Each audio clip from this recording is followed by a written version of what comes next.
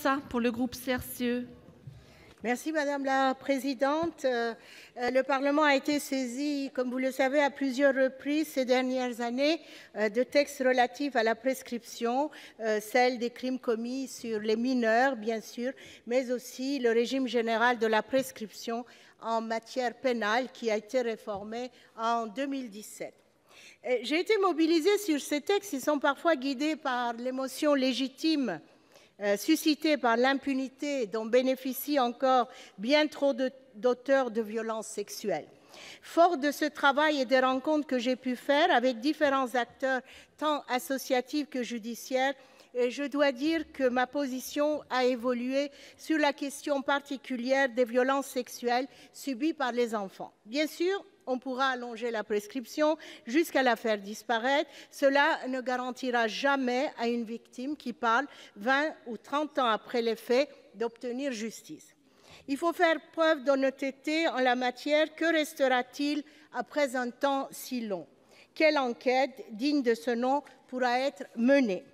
Et que ressentira la victime qui aura enfin pu parler et qui verra son agresseur relaxé faute d'éléments suffisants?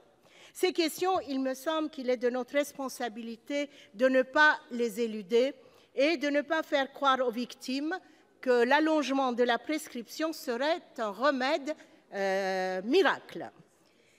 L'accompagnement des personnes qui parlent très longtemps après les faits me paraît particulièrement important, et ce, tout au long de la procédure.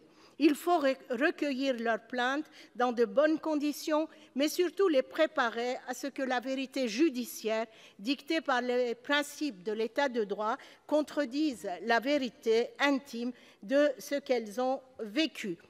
J'ai aussi des doutes sur la mémoire post-traumatique, l'amnésie post-traumatique, j'ai fait un lapsus, puisque tous les savants ne sont pas d'accord. Madame Salmona, oui, mais c'est quand même un sujet qui est débattu dans le milieu scientifique. Alors là, je voudrais faire ce point. Je ne suis pas spécialiste de la question, mais c'est ce que j'ai pu lire. Je soutiendrai donc l'allongement de la prescription proposée par l'article 1er, tout en étant convaincue que la priorité qui doit être celle de tous est d'aider les victimes à parler plus tôt.